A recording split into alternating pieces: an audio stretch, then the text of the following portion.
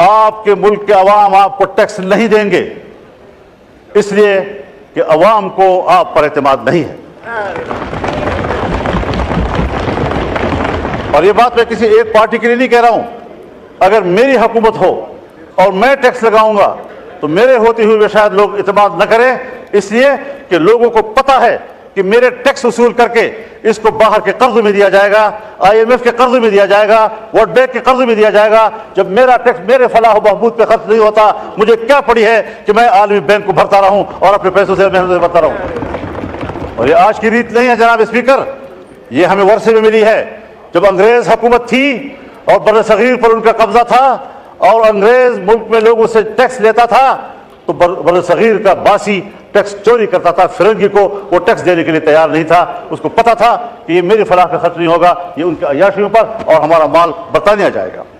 میں خود برطانیہ میں ایک موقع پر یوم پاکستان تھا اور میں میئر کے آفس میں گیا، پاکستانی کمیونٹی وہاں جمع تھی۔ مجھے کہا مولانا صاحب ان بلڈنگوں کو دیکھو، یہ ان کے نہیں ہیں، یہ ہمارے اپنے ہیں، ہمارا مال لا کر چوری کر کے انہوں نے یہ بلڈنگیں بنائی ہیں، یہ ہندوستان کی ہے، یہ بر صغیر کی ہے۔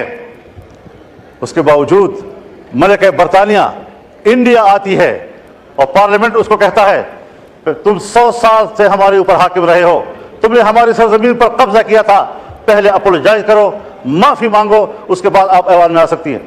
اور اس نے معافی مانگی، لیکن جب پاکستان آئی اور پاکستان کے پارلیمنٹ میں آنے لگی تو ہمارے اسپیکر صاحب اور چیئرمین سینٹ نے کہا ہم پہلے بھی آپ کے وفادار تھے، ہم آج بھی آپ کے وفادار ہیں۔ اس نظریے کو لوگ ٹیکس دیں گے، اس کو آپ یقین دلائیں گے کہ آپ کی ریاست ہے، ٹیکس آپ کے فلاح و بہبود پہ خرچ ہوگا؟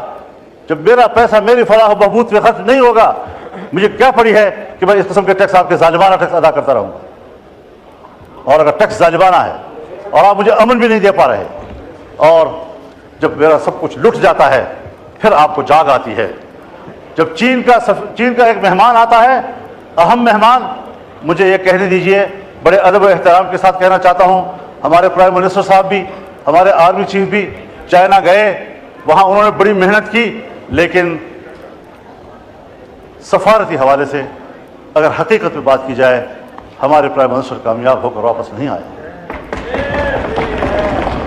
مولانا صاحب کائنڈلی اور ساتھ ساتھ مختصر کر دیجئے، آج بہت لمبا دن ہے۔ ان کا مہمان یہاں آیا، جی ہاں، ہم سب لوگ ان کی خدمت میں حاضر ہوئے، مہمانداری کی، اور ہم نے ان کو اپنی بھرپور حمایت، تائید، دوستی سب حوالے دیے، انہوں نے بھی سب وہی حوالے دیے، لیکن ایک جملے میں اس نے ہمیں جواب دے دیا کہ پاکستان میں اب بھی سیاسی استحکام نہیں ہے، پاکستان کی سیکورٹی اب بھی ٹھیک نہیں۔ آپ بتائیں کہ کس بنیاد پر وہ انویسٹمنٹ کریں گے یہاں پاکستان میں؟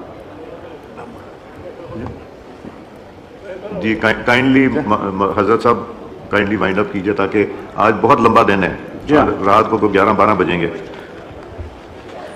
اب یہاں پر آپ نے عزم استحکام کوئی آپریشن کے نام سے کوئی کیا چیز کر دی ہے؟ تو میں نے کہا ہمیں تو 2010 سے مار کھا رہے ہیں انہی آپریشنوں کے ہاتھ سے۔ دہشت گردی کے خلاف جنگ، دہشت گردی کے خلاف جنگ، کیا دہشت گردی کے خلاف جنگ یہ بین الاقوامی ایجنڈا نہیں ہے؟ اس پہلو کو ہم کیوں نظر انداز کر رہے ہیں؟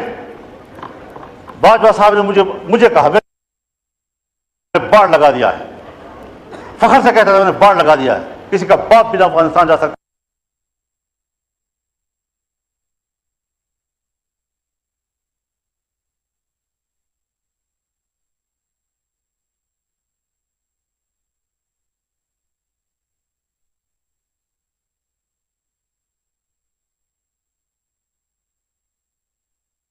چالیس 50 ہزار اس وقت آ چکے ہیں، اور ہمارے ہاں، مجھے معاف کیجئے، بہت درد اور دکھ سے کہہ رہا ہوں، ایسا محسوس ہو رہا ہے کہ جیسے اگلے 2-4 مہینوں کے اندر ہمارے ڈیرہ اسماعیل خان، وزیرستان، دوسرا وزیرستان، لکی مروت، کرک، بنو، ان علاقوں میں امارت اسلامیہ قائم ہو جائے، اور پاکستان کی نظر نہیں آ رہی۔ مغرب ہوتی ہی تمام تھانے بند ہو جاتے ہیں اور ان کو حکم دیا یہ ہے آپ کے ریٹ، جی ٹھیک ہے، کہاں کھڑے ہیں ہم لوگ؟ تو فکر بندی کی بات ہے حضرت۔ جی یہ آپریشن میں نے پہلی بھی عرض کی ہے، آج بھی کہتا ہوں، یہ عزم استحکام نہیں،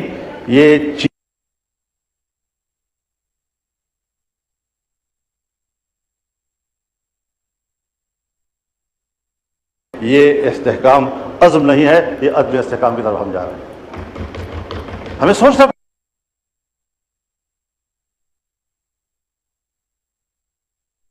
آپ کے سامنے بات کر رہا ہوں کہ اس طریقے سے اگر آپ قوم کو ہانکتے رہیں گے، پاک PWD کو آپ ختم کر رہے ہیں، ہزاروں ملازمین کو آپ بے روزگار کر رہے ہیں، اتنا بڑا محکمہ جو پاکستان سے پہلے کا ہے، ان تمام محکموں کی ماں ہے، آپ نے کس سے مشورہ کیا؟ میں تو یہ دعویٰ بھی کرتا ہوں کہ یہ جو عزم استحکام